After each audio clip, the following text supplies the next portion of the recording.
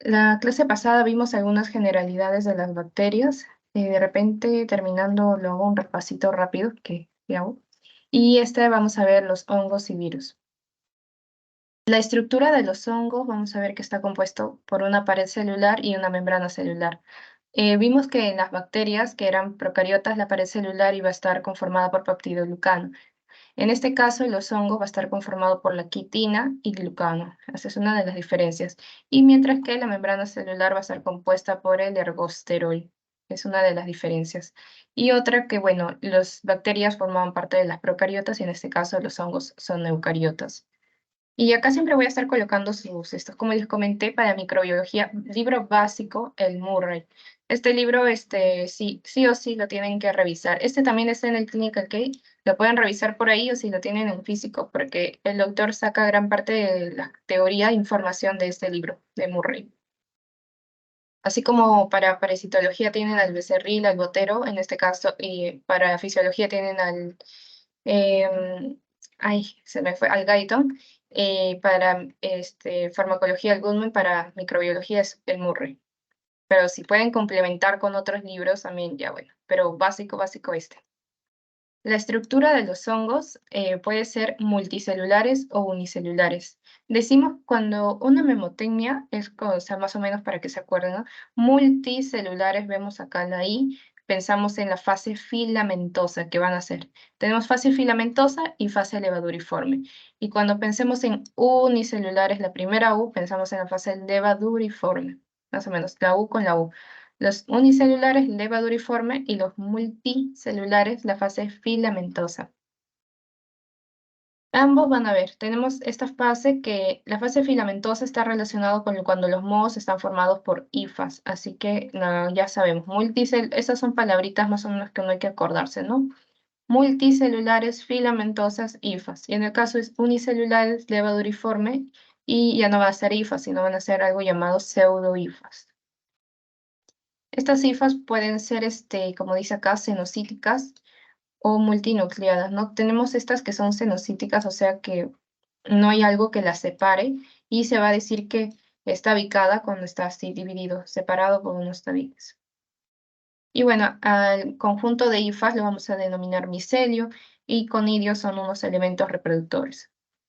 En el caso de la fase filamentosa, el crecimiento se da por este alargamiento de hifas, ¿no? Se forman los conjuntos de micelios y más o menos así se va dando. En el caso de la levaduriforme sí va a ser por algo denominado gemación, que es cuando tenemos una célula madre, se va a elongar y se va a formar como una yemita acá, y después va a dar en la división de dos células hijas, a partir de una célula progenitora, pero con la formación de esta yemita. Eso lo diferencia un poco de la fisión nuclear, ¿no?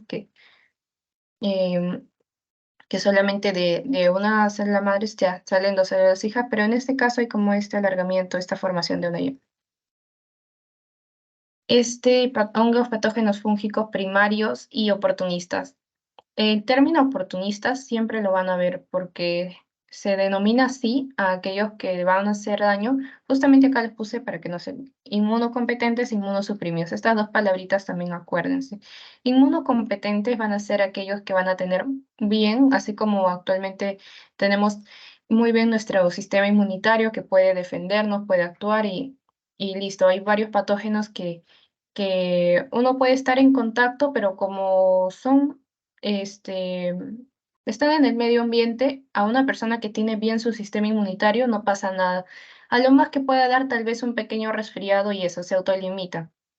Pero en los inmunosuprimidos, aquellos que tienen bajos sus defensas, en ellos sí les va a agarrar fuerte, fuerte algunos patógenos que a nosotros ni a los que tenemos el sistema inmunitario bien, ni lo sentimos, si es que lo sentimos, ni siquiera pasa nada, a ellos sí les afecta bastante. Y por eso se les llama oportunistas, porque aprovechan que la persona tiene bajo su sistema inmunitario, tiene bajas sus defensas para ellos atacarlos e infectarlos. Y los primarios van a ser aquellos patógenos que así la persona, por ejemplo, en el caso de Streptococcus pneumoniae, ¿no? El que causa el más causante de la neumonía adquirida en la comunidad, ellos, la neumonía es algo que le puede dar a cualquier persona bueno, sobre todo la causada por el Streptococcus pneumoniae, en el cual no necesariamente tenga una persona que tener bajas defensas como para que la adquiera. Es algo que le puede dar a una persona que es inmunocompetente, es decir, que tiene muy bien su sistema inmunitario, que todo está funcionando bien. Pero, por ejemplo, hay algunos patógenos que son oportunistas, que también los van a escuchar y también los vamos a revisar. Es Cryptococcus neoformans. Pneumocystis jirovecii también es oportunista, aunque me parece que no lo vamos a tocar en este capítulo, pero de todas maneras les voy a comentar para que ya cuando lo vean o lo vuelvan a escuchar, ya no sé, ya no suene distinto. Cryptococcus neoformans, sí, y Candida. También hay más, pero esos son los más frecuentes. Candida albicans también es un patógeno oportunista. Acá le ponemos como primarios porque, como les comento, son microorganismos patógenos que pueden afectar, no se limita a las personas que tengan bajas sus defensas, sino que puede afectar a los que tengan bien sus defensas como a los que tengan bajas. En el caso de las personas que puedan tener bajas sus defensas, ejemplos, ¿no? Las personas con VIH, bueno, las personas que estén en tratamiento con cáncer, y los pacientes oncológicos también podría ser cuando los corticoides sí ayudan, pero cuando estos son usados en tiempo prolongado, puede llegar a bajar la inmunidad, pues no baja tus defensas un poco. Y también para los trasplantes de órganos, los pacientitos también, para que básicamente su cuerpo no rechace el órgano en el cual va a recibir, entonces tiene que uno bajar sus defensas para que tu cuerpo no reaccione. Ya. En este momento, los profesores le dan un montón de ejemplos, pero no es necesario ahorita que se acuerden, por ejemplo, de blastomisis, dermatitis, esto de acá. Lo que lo pongo básicamente es como un ejemplo para que se recuerde, se reconozca bien la diferencia entre un patógeno primario que afecta a todos, podría decir que puede llegar a afectar a todos, entre un oportunista que solamente afecte o cause cuadros de gravedad a aquellas personas que tengan bajas sus defensas. Hay algo que se llama, bueno, hongos dimórficos, que es cuando pueden presentar dos fases, ¿no? La fase saprófita, o también denominado IFA, que vimos acá, que eran los multicelulares, y la otra fase parasitaria o de levadura, que lo vimos en los unicelulares, ¿no? La U con la U. Usualmente, creo que por acá lo apunté, ya bueno. Usualmente la fase de IFA lo van a encontrar en los medios externos, ¿no? En el medio ambiente va a estar como IFA el hongo, en el medio ambiente puede aguantar temperaturas más bajas. Pero ya cuando, por decir, en este caso los honguitos tienen una cosa que están en el medio ambiente, luego uno inhala los conidios y en el aparato respiratorio dentro del cuerpo se cambia la fase y se vuelve una fase de levadura o una fase parasitaria. Así que en ese caso, ¿no? Por ejemplo, acá, acá está, la fase saprobia, o sea, la fase en el medio ambiente vamos a tener un micelio tabicado. ¿Y que vimos que eran los micelios en el conjunto de IFAs? O sea, vamos a tener la fase de IFA acá, en el medio ambiente. Y la fase parasitaria, la que ya ejerce su cuadro clínico correspondiente en el paciente, vamos a tener las levaduras. Ya, y este es un ejemplo de los patógenos oportunistas, por ejemplo, Cryptococcus neoformans. Este sí lo van a ver acá, y me parece que en su práctica de microbiología también les ponen justamente cómo diferenciar esta prueba. Se llama tinta china, y es característico para Cryptococcus neoformans, porque Cryptococcus neoformans tiene una cápsula externa, una cápsula bien grande, bien prominente, así que eso hace que resalte bastante, y por eso lo consideran un método diagnóstico. Acá vemos lo mismo, la fase saprobia en el medio ambiente tenemos como IFA, y ya cuando ingresa se transforma en levadura. Básicamente Cryptococcus leoformans está relacionado con las heces de las palomas. Todo el mundo hemos pasado por un montón de palomas, por un montón de heces, y no generan, la mayoría no generan ningún cuadro clínico, no les afecta en nada. Pero como ya les comenté, en algunas personas que sí tienen bajo su sistema inmunitario, ya sea por diversos motivos, en ellos sí les afecta, ¿no? Entonces en ellos llegan a inhalar los honguitos, los conillos, y esto ingresa por el aparato respiratorio acá se transforma pasa a su forma parasitaria de levadura y ya genera un cuadro clínico, ¿no? Puede afectar también en este caso a los pulmones, generando también una neumonía. El Pneumocystis jirovecii que les digo. Por ejemplo, la clásica neumonía, la mayor causante de neumonía adquirida en la comunidad fue el Streptococcus pneumoniae, la que le digo que se considera como un patógeno primario porque puede afectar a cualquier persona. Pero en el caso de la neumonía por el Pneumocystis jirovecii, eso usualmente está relacionado a las personas con VIH, los inmunosuprimidos. Así que en el caso, ese sería, y junto con este, patógeno oportunista, porque les afecta más a ellos, básicamente a ese grupo de personas. Vemos acá. Esto sí lo pueden ir leyendo porque este patógeno sí lo vamos a ver. Me parece que en la clase 4. Ahí lo vamos a revisar también. ¿Dónde habita el Cryptococcus neoformans? En el suelo rico en las heces de paloma, ¿no? Los mecanismos de infección se inhalación de la levadura transportada por el aire y su inoculación, en básica. Y puede generar la neumonía criptococócica, en algunos casos también puede generar las meningitis. Estos dos principalmente. Ahí ya ve, causan infección grave ante la deficiencia de las defensas del huésped. Y esta cápsula externa prominente es lo que evita, ¿no?, que la fagocitosis no culmine. Usualmente la fagocitosis lo que quiere hacer es eliminar al honguito, pero ya que tiene esta cápsula tan gruesa, tan grande, entonces básicamente es un factor de virulencia en el caso de criptococos que impide que sea eliminado. Y este es otro, cándida. La cándida puede darse a nivel orofaringeo, a nivel de la mucosa oral, o también puede darse a nivel de la mucosa, ya sea vaginal, ¿no? Acá también tenemos un ejemplo, por acá también va a ser como estos pigmentos blanquecinos que van a ver, y que usualmente también se van a presentar en los que tienen bajas defensas. Es oportunista. La fase ya vimos aprobio y parasitaria, bueno, van a ser idénticas, pero usualmente donde el saprobio acá tenemos. Y los mecanismos de infección por translocación gastrointestinal o catéteres. Y ahí estas son las que les digo. Usualmente la candidiasis mucocutánea y la candidiasis bucal vaginal van a ser los más frecuentes. Y también los vamos a ver, no se preocupen, más a detalle ya cuando nos toque revisar esta parte del tema. Ahora básicamente lo que tenemos que aprender a diferenciar es eso, los primarios y conocer los oportunistas, qué son, a qué grupo ataca y qué es lo que hace. Y diferenciar, ¿no? Cuando es un hongo en fase de IFA, cuando es en fase de levadura. Ahora vemos virus. Los virus, ya saben, son parásitos intracelulares obligados. Tienen que estar dentro de una célula, dentro de un huésped para poder vivir. Una vez que salen al medio ambiente, básicamente mueren. No es como los honguitos que vimos que tienen su fase de IFA, que pueden estar al medio ambiente ahí, esperando hasta que una persona pase para que ingresen y genere un cuadro clínico. No, estos sí tienen que estar dentro de un huésped. Los virus no pueden generar energía o sintetizar proteínas independientemente de una célula huésped. Y bueno, su genoma puede ser ARN o ADN, pero no ambos.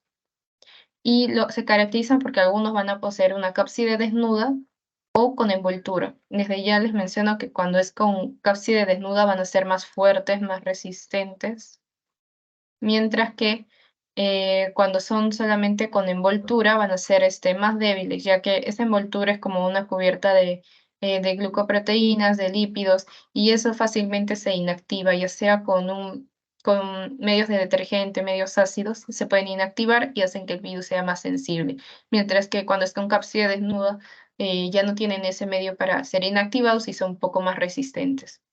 Acá vemos ADN, o esto también le saqué del Murray y también lo colocó el doctor en su clase.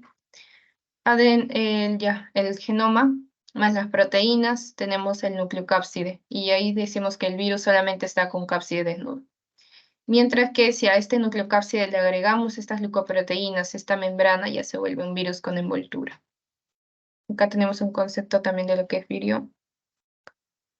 Vemos acá tenemos una bicapa lipídica, las proteínas estructurales y las glucoproteínas en el caso de los virus con envoltura.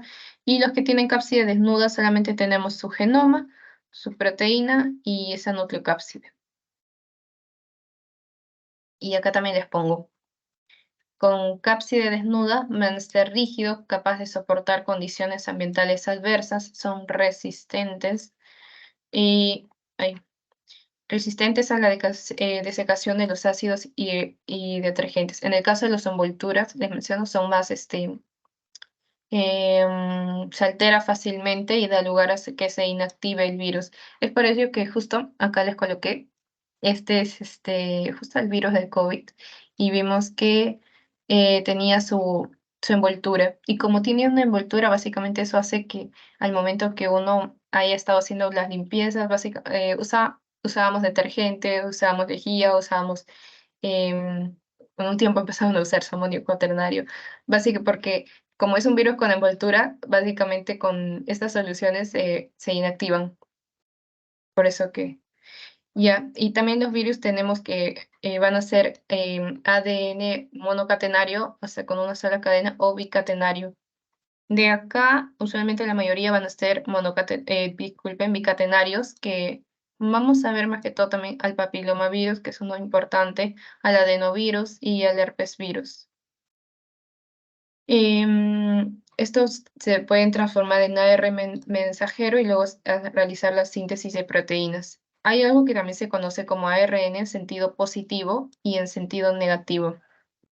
Se dice que es en sentido positivo cuando este es más fácilmente puede sintetizar una proteína, ya que acá ya lo tenemos como, este ya está en su forma básica de ARN mensajero, entonces de ARN mensajero de frente pasa para la síntesis de proteínas. Cuando es el ARN en sentido negativo, sí demora un poco más su proceso, porque de acá todavía recién tiene que pasar a formar el ARN mensajero y después recién puede formar la proteína. En cambio acá es sintetizar. En cambio acá ya de frente pasa. Ejemplos de ARN en sentido positivo, los picornavirus, los norovirus, los togavirus, los flavivirus y los corona también. Y los ARN en sentidos negativos, rhabdovirus, paramixovirus, ortovirus. Los paramixos sí vamos a revisar. Y en el caso de acá, el picornavirus, el norovirus. Y bueno, un ejemplo vamos a mencionar también del flavivirus. Pero ahorita no se compliquen con los nombres, que cuando lo veamos capítulo por capítulo van a ver que va a ser súper fácil. Acá tenemos.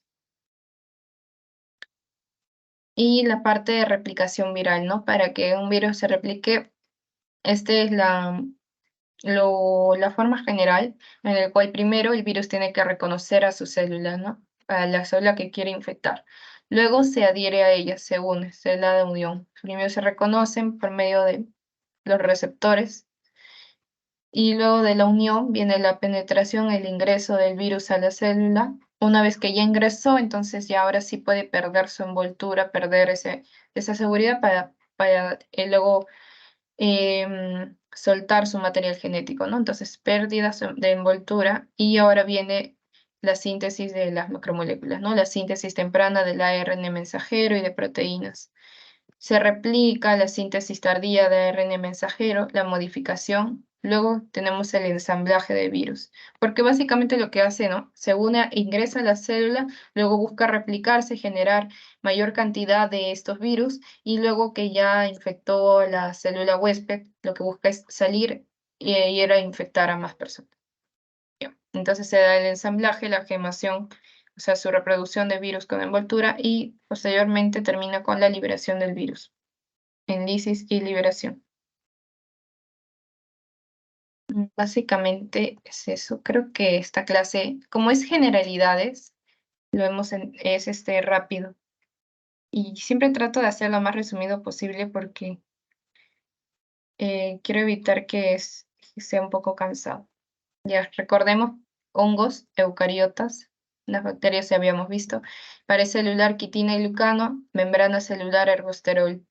Estructura de los hongos, cuando es multicelular, es fase filamentosa, tenemos a las hifas. Conjunto de hifas se denomina micelio, ¿no? Estas pueden ser cenocíticas como las de acá o tabicadas cuando están divididas. Unicelulares, la fase levaduriforme de una célula madre se elonga, se forma una yema, posteriormente termina en dos células hijas, ¿no? Y tenemos que se denominan pseudohifas. Patógenos fúngicos primarios afectan tanto a los que pueden tener bien sus defensas como a los que no, mientras que los oportunistas generan un cuadro clínico de gravedad en los que tienen bajas las defensas.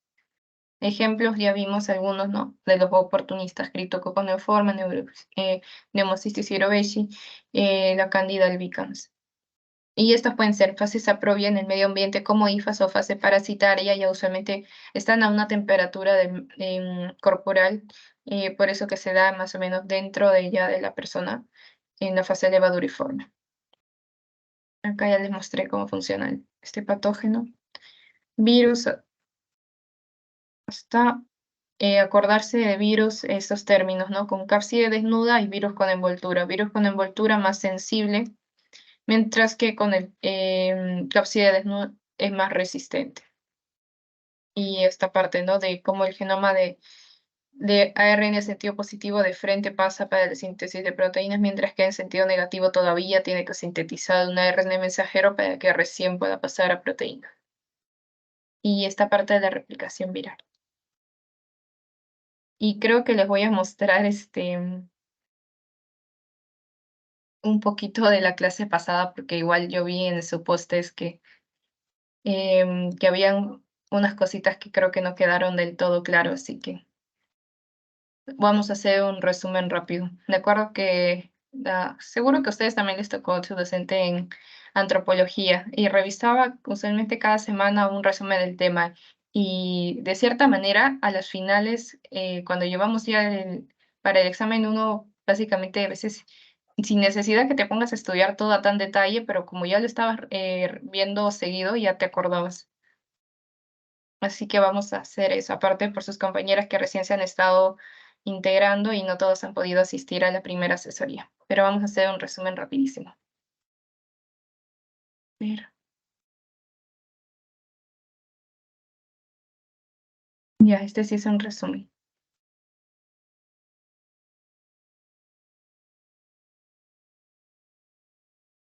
Ya. Veíamos en la clase, la primera sesión, la diferencia entre las eucariotas y procariotas, que las procariotas ya habíamos visto, ¿no? O sea, tenían su pared celular compuesta por el peptidoglucano o mureína.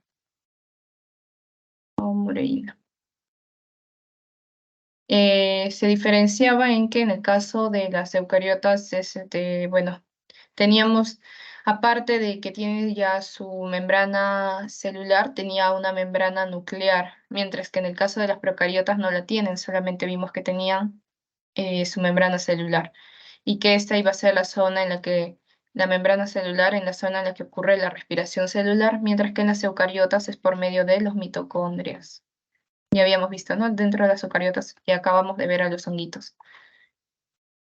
Y acá básicamente vamos a ver a las bacterias. Su ribosoma 70S y sus ribosomas en los eucariotas teníamos 80S. Membrana nuclear, ribosomas 80S, y que esta iba a tener organelas, ¿no? Tenemos retículo endoplasmático, tenemos aparato de Golgi, tenemos la mitocondria, mientras que en las procariotas no tenemos. Acá también está un ejemplo. Y esto para cómo reconocer, ¿no? Gran positivas y gran negativas. En las gran positivas tenemos que la capa de peptidoglicano va a ser gruesa, o sea, más grueso. Y tenemos el ácido teicoico, lipoteicoico, características de las gran positivas. En gran negativas vamos a tener esto: lipoligosacárido, proteínas como las porinas, doble membrana, membrana plasmática y membrana externa, y su espacio periplásmico. Y dentro de este espacio periplásmico vamos a ver a la capa de peptidoglicano, que cómo va a ser acá, va a ser delgadita, ya no va a ser tan gruesa como en las gran positivas. Acá les había puesto esa clase de su ejemplo para que reconozcan, ¿no? O sea, vemos doble membrana, lipoligosacárido, porinas, pensamos en gran negativas. Acá que tenemos solamente membrana citoplasmática celular, una capa gruesa de peptidoglicano. Bueno, por acá debería estar el ácido teicoico y lipoteicoico, o sea, pensamos en gran positivas. Ya. Esto es también una imagen, lo mismo. teicoico, ácido teicoico, lipoteicoico, capa gruesa, peptidolicano, gram positivas.